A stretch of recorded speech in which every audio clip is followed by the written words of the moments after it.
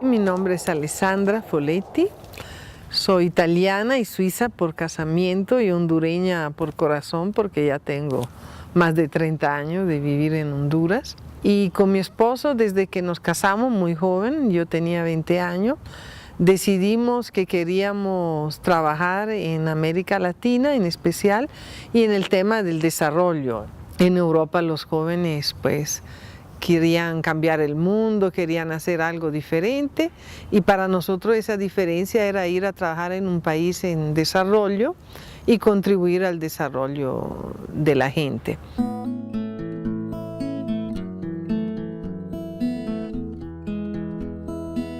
Decidimos Lima porque teníamos unas amistades, unos familiares, de ahí pasamos a Ecuador y trabajamos como voluntario 4 años en la selva amazónica. Tuvimos la oportunidad de apoyar el inicio de una federación indígena, de indígenas quichua, y fue en ese momento que yo empecé a trabajar con las mujeres.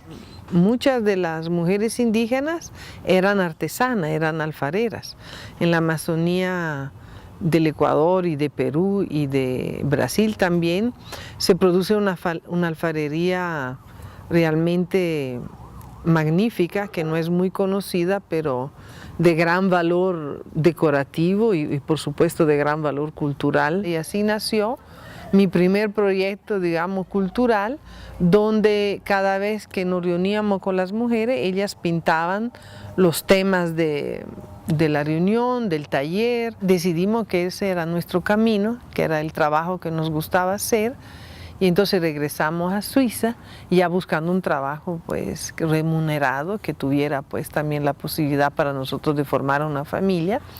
Y ahí fue que mi esposo fue contratado por la Cooperación Suiza y el destino era Huascorán, Honduras, que no sabíamos ni dónde estaba Huascorán ni tampoco dónde estaba Honduras.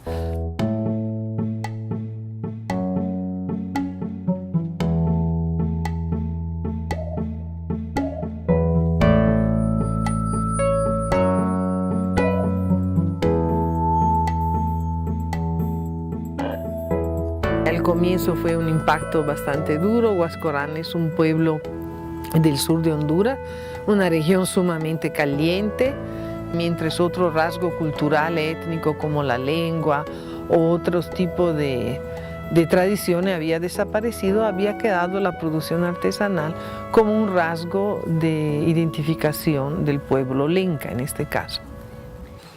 Al momento de llegar a Huascorán, lo que encontré fueron unas mujeres, más que todo ya de cierta edad, pero también había jóvenes, para los cuales el trabajo del barro representaba como, ellas eran como en la escala social del pueblo el último peldaño. Ya entrando en contacto con la realidad latinoamericana, sí sentí la necesidad de prepararme seriamente estudiando antropología. Cuando llego a Honduras, entonces mi primera relación natural yo la voy a buscar al Instituto de Antropología. Entonces propongo este proyecto de hacer un estudio etnográfico y social, socioantropológico, de todas las artesanas lencas, en particular las alfareras lencas. El problema era que la actividad alfarera no era realmente una actividad donde la alfarera, el productor vendía en un mercado, sino que prácticamente era un sistema de deuda que se iba inclusive heredando de una generación a otra.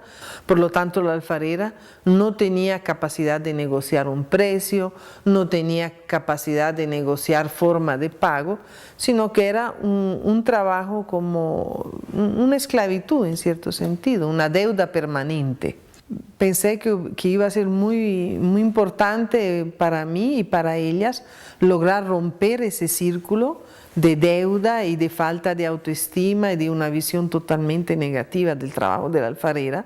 La clave, creo, del trabajo fue romper con esa falta de autoestima, con como decir, ese mundo que parecía cerrado para ella y donde no había esperanza, donde no había ni pasado ni futuro, eso se puede decir. Ellas vivían en un presente donde no estaban desligadas de su pasado, del cual no estaban orgullosas ni estaban conscientes, y no había un futuro. La idea nunca fue como para recuperar algo que se había muerto y estático y que siguieran haciendo lo que hacían sus antepasados hace 500 años o 1000 años o 3000 años, sino era rescatar a las artesanas, para que para ella la producción alfarera volviera a ser un trabajo digno, un trabajo de esperanza, con lo cual pudieran mantener a su familia, pudieran ellas crecer como personas y crecer en la autoestima, en la identidad étnica y como artesanas, ¿verdad? Las relaciones entre el empleador y los colaboradores son altamente importantes en el desarrollo de un proceso productivo, ya que es el trabajador el que sigue la instrucción y que lleva a la práctica muchas de las ideas del empresario o del emprendedor.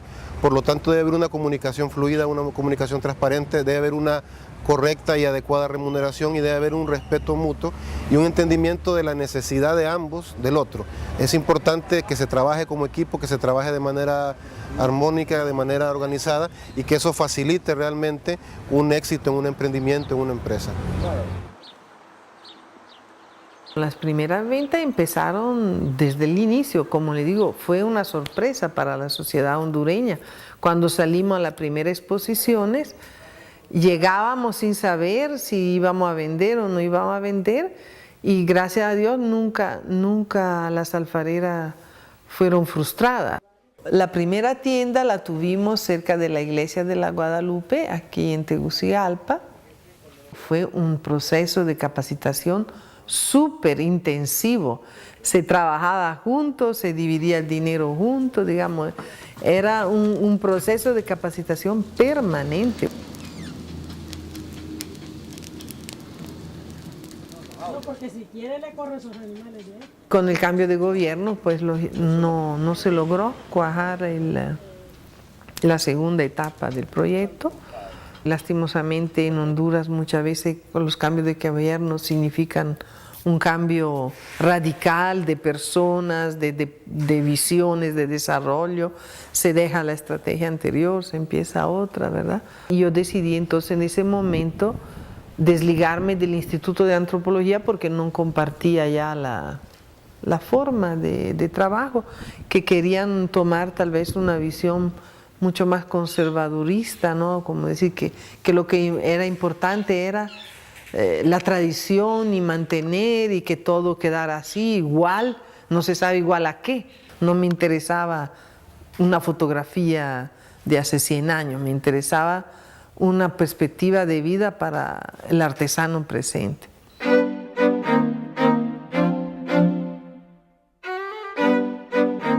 El artesano, muchas veces el productor artesanal, necesita articular con alguien que pueda manejar la parte comercial, la parte que pueda exportar, que hable inglés, que pueda manejar elementos que a pesar de todo el crecimiento que él pueda tener como artesano, es bien difícil, sobre todo de forma individual o un grupo pequeño que lo pueda hacer, digamos. Son elementos que se pueden manejar o en asociaciones de segundo piso, o en instituciones tipo Artesanía de Colombia, o la tercera modalidad es un empresario que sea el articulador, que sea el aliado estratégico para la parte comercial.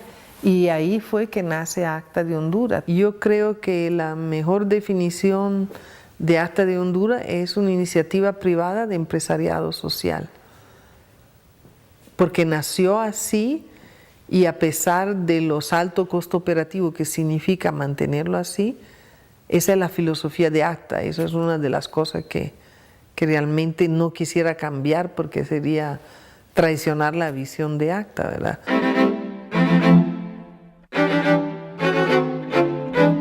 2004, 2005, que empezamos a exportar, digamos una fiesta donde toda la comunidad estaba empacando, aprendiendo a empacar y llenar los contenedores. Eso, 2004, 2005, 2006, hasta 2007 fueron años muy buenos. En el año 2006 ganamos el premio presidencial como exportadores para la categoría de innovación, que eso ha sido realmente, digamos, muy emblemático de ACTA, el trabajo de desarrollo de producto y de innovación constante. A partir de 2007 sí hemos sufrido la crisis. La crisis significa otra vez cambiar de estrategia, reinventarse ACTA y reinventar el trabajo con las artesanas. Tuvimos que dejar de pensar en las grandes vasijas, en los contenedores de 20 y 40 pies, y tuvimos que volver a un tipo de cliente que tal vez está interesado en 20 cajas, 30 cajas, entonces es otro tipo de cliente y también tiene que ser otro producto. Entonces fuimos achicando las dimensiones de los productos hasta llegar a los elementos que dieron la idea a lo que es la joyería Lenca. La joyería tiene la ventaja que usted la puede mandar a todas partes del mundo con una logística mucho más sencilla y el costo con respecto al costo de transporte es más favorable, así que ahorita estamos exportando la mayor parte de joyería. De ahí también incorporamos el papel artesanal, buscamos hacer productos combinados de mayor valor agregado. Buscamos ir más hacia los compradores de galerías de arte. Digamos, intentamos varias estrategias, ¿verdad? La diversificación que puede haber en un negocio, si estamos hablando aquí de asuntos económicos, depende del entorno, de las oportunidades que pueda haber, de los recursos que uno pueda tener y contra quién va a ir a competir. Yo creo que a medida que van creciendo las economías, nos vamos enfocando un poquito más y vamos diversificándonos menos para poder dedicar toda la iniciativa que uno pueda tener, todo el esfuerzo que pueda tener a aquello que representa su actividad principal.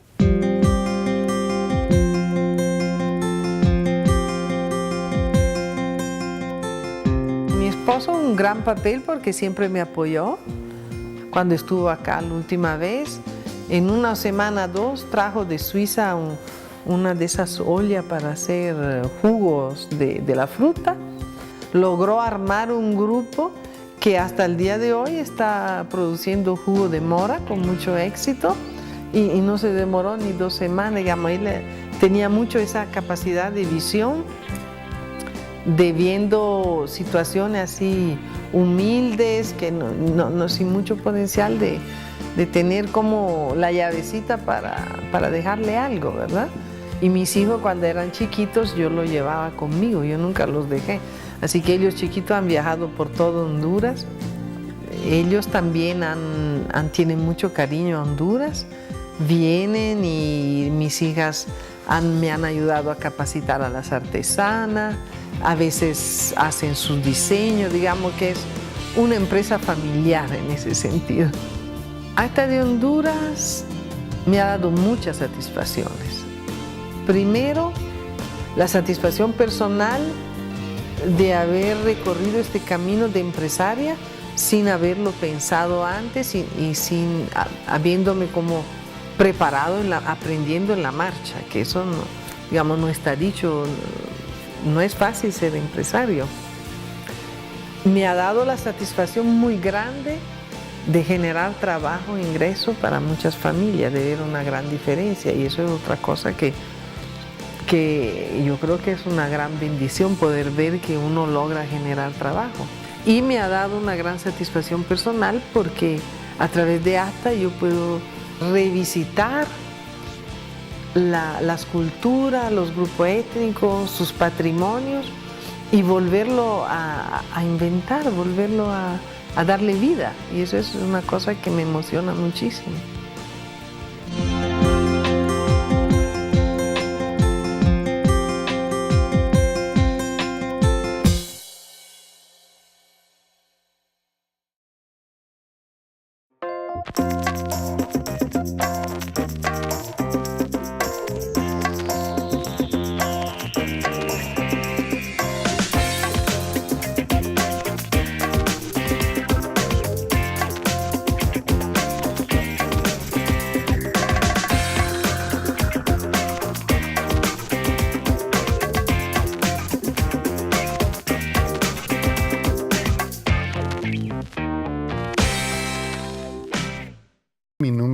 Donaldo Suazo. Mi infancia realmente fue, diría yo, muy feliz, no la cambiaría por nada. Si volviera a nacer, volvería a ser la misma infancia. En una familia sumamente amorosa, muy grande, donde el vínculo era el apellido Zelaya de mi abuelo, y el trabajo, la honradez, la dignidad, creo que eran valores que es como lo que es en la patria, la bandera, el escudo, el himno nacional. Para nuestra familia el nombre y esos valores eran sumamente importantes. Vivíamos en San Pedro Sula. Yo era el nieto mayor y estudié la carrera de leyes, y mi esposa también. Después de que estábamos terminando, nos casamos. Mi padre fue primero gerente de un banco, luego de la Azucarera Hondureña, que fue una empresa muy grande en la costa norte de Honduras. Sin embargo, siempre quiso tener también su propia empresa, y fue durante ese tiempo como gerente de la azucarera que empezó entonces a sembrar café. Cuando volvía yo el lunes a la escuela, recuerdo que todo el mundo estaba hablando de la película del matiné del domingo, pero yo venía siempre aburrido de acompañar a mi padre. Salíamos a las 5 de la mañana y volvíamos en la noche los domingos. Sin embargo, es uno de los recuerdos más bonitos que tengo de esa compañía, que era regañadiente la mayor parte del tiempo, pero que ahora lo recuerdo con mucho cariño. Entonces soñaba con que yo, mis hermanas, no siguiéramos teniendo que ser empleados de una empresa, aún a nivel alto como él era, ¿no? Pero, sino que pudiéramos seguir ya con un negocio propio, y nos inculcó mucho eso, de que teníamos que iniciar algo.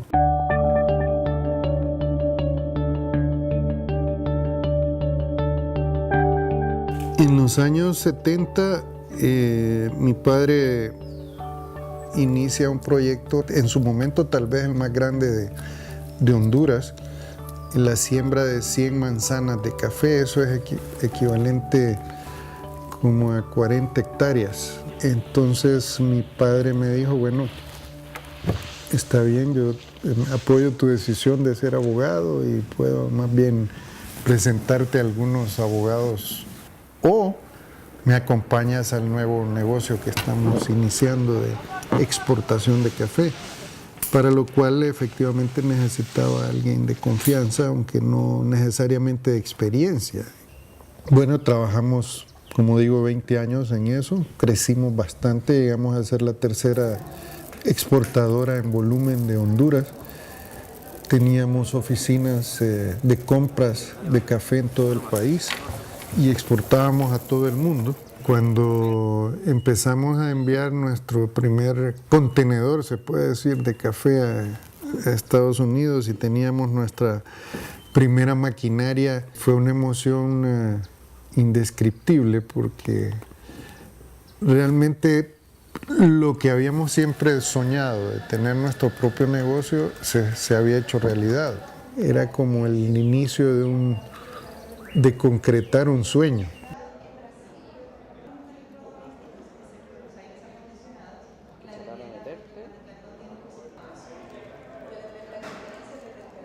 La empresa termina porque también en los años 70 se vuelve una especie de constitución de la República, himno nacional, proteger la devaluación de nuestra moneda. La economía nuestra se deteriora, igual que el resto de Latinoamérica, y sin embargo Honduras comete el error de obligar a los que estamos exportando a entregar nuestras divisas, producto de las divisas, al 2x1 al Banco Central de Honduras. Y Sin embargo, teníamos que comprar las cosas que comprábamos al cambio real que estaba el mercado negro, 3 por 1, 4 por 1, y tenemos grandes pérdidas en un año que llegan a consumir todo el capital social de la empresa, y también entonces se vuelve una quiebra técnica. Pero la verdad es que de 30 exportadores que habíamos, todos, absolutamente todos quebramos, ¿verdad? Que por distintas razones. Reemprender cuando uno ha tenido un fracaso va a depender de los recursos que uno tenga, tanto de los recursos materiales, económicos, como familiares y de amistad que pueda tener, que le puedan dar un apoyo, un entusiasmo a uno para levantarse nuevamente. Todo el mundo, o sea, con muy buena voluntad nos aconsejaba que ya habíamos probado y que nos retiráramos, que dejáramos de hacerlo porque no era lógico, pues no era sensato seguir adelante perdiendo más dinero. En Latinoamérica el que falla, el que tiene un fracaso económico, pues es verdaderamente un desastre. Para mí esa ha sido una experiencia de vida, una lección tremenda, ¿verdad? Que enseña pues que en cualquier circunstancia tienes que volverte a parar.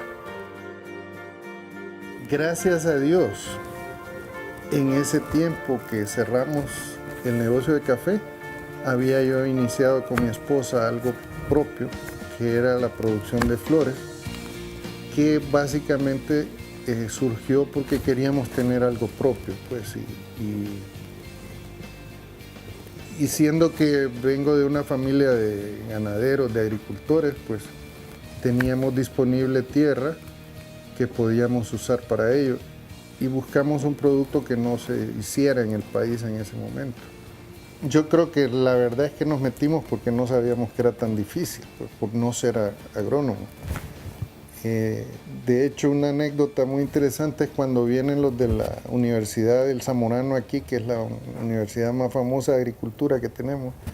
Siempre el grupo de estudiantes que viene anualmente es nuevo, ¿no? Vienen unos 100 muchachos y siempre surge la misma pregunta.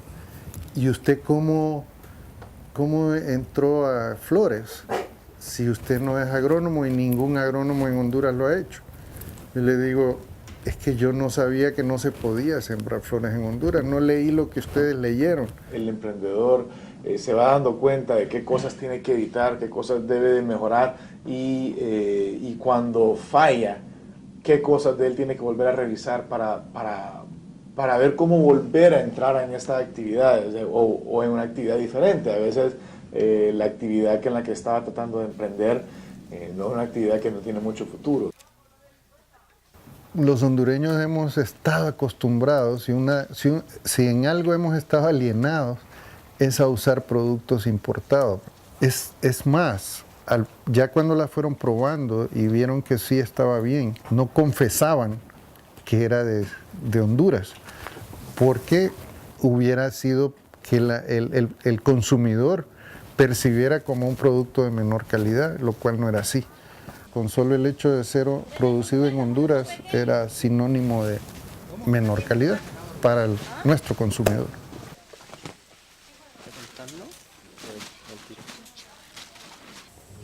El cambio fue drástico. Yo estaba acostumbrado nosotros exportábamos alrededor de 20, 30 millones de dólares, lo cual era algo muy apreciado en Honduras. La gente me trataba con alfombra roja cuando llegaba a un banco o a un negocio, y muchos regalos para Navidad como empresario del café, generador de dólares, a pasar a un pequeño negocio que los compradores es gente muy sencilla de los mercados de Honduras y a la cual había que servir igual que servíamos a nuestros clientes extranjeros antes de café. Fue simpático al inicio y embarazoso, se puede decir, cuando yo llegué con mi carga de flores al mercado Juanlito, donde se concentra la mayoría de vendedores de flores, y entonces me quedo esperando que ellos bajaran y nadie movía un dedo, ¿no? Y entonces comprendí que la costumbre era que el que lleva las flores también las reparte y se las deja a cada uno. Y entonces empecé yo a descargar el carro y bueno, por ahí pasaba toda la gente de la sociedad de San Pedro que me conocía y me estaban viendo haciendo ese tipo de trabajo que pues no estaba yo acostumbrado ni la gente acostumbrada a verme haciendo. Entonces iba un día pasando por una tienda muy grande de un señor árabe en San Pedro y de repente veo al señor barriendo la acera frente a su negocio, un viejito, y que yo sabía que era el dueño de ese gran almacén. Y entonces inmediatamente pienso, óigame, si que verdaderamente es un millonario, agarra la escoba y barre el frente de su negocio sin pena, y todo el mundo lo mira ahí, orgulloso está entonces de hacerlo, y yo tengo que estar orgulloso de hacer lo mío. Por ejemplo, a mis hijos les pasó algo similar. Cuando a la escuela los iban a dejar en el carrito de donde repartíamos las flores, que estaba un poco deteriorado, y estaban en la escuela internacional, que es una de las escuelas donde está la gente más pudiente de la ciudad, se puede decir la élite, ¿no? Y ellos iban todos apretados en aquel carrito en la parte de enfrente con el motorista y les daba pena también. Y entonces mi comentario fue transmitirle eso que había visto con ese señor y decirle, miren, aquí hay un montón de niños que los vienen a dejar en otro carro, que son carros muy bonitos, pero de repente son de la empresa donde trabaja el papá. No son de ellos. Ese donde ustedes los vienen a dejar es de su negocio. Y ustedes tienen que estar orgullosos de tener un negocio propio.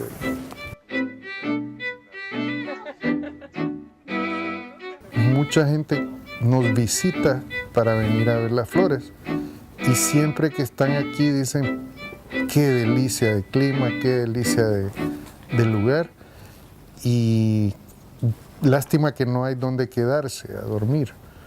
Entonces, ahí fue que empezamos a pensar en hacer unas cabañitas en la misma zona donde teníamos las flores. Pero surgió que además tenía yo un terreno en el centro de San Pedro Sula. Y por todos lados oíamos que no había suficientes habitaciones en la ciudad para atender a la demanda. Entonces, antes de probar hacer aquí un hotel que había que convencer a la gente que viniera a conocerlo, decidimos abrir e introducirnos en turismo en algo que fuera más fácil relativamente en cuanto a mercadeo, o en cuanto a ventas, que era donde había necesidad real de él. Y donde era también menor posiblemente la inversión, porque era de transformar una casa que ya existía en un hotel, y así hicimos. La diversificación en el emprendimiento significa separar, bajarle el riesgo a la inversión que uno está haciendo, bajarle el riesgo en esas áreas donde uno puede reducir a que si le va mal en un área puede mejorarla en otra y no perderlo todo. El problema es cuando un emprendedor pone todo en un solo proyecto y ese proyecto, si le va bien o le va mal, ahí está el hecho de salir o no salir adelante con ese proyecto. Fue un verdadero éxito, llegó a llenar una necesidad en el año 2007 en la ciudad. Lo que quisimos hacer fue un hotel como nosotros nos hubiera gustado hospedarnos en, que tuviera como característica principal una habitación excelente y además dirigido a los ejecutivos que pues vienen a dormir nada más, pero pasan en un ambiente relajado.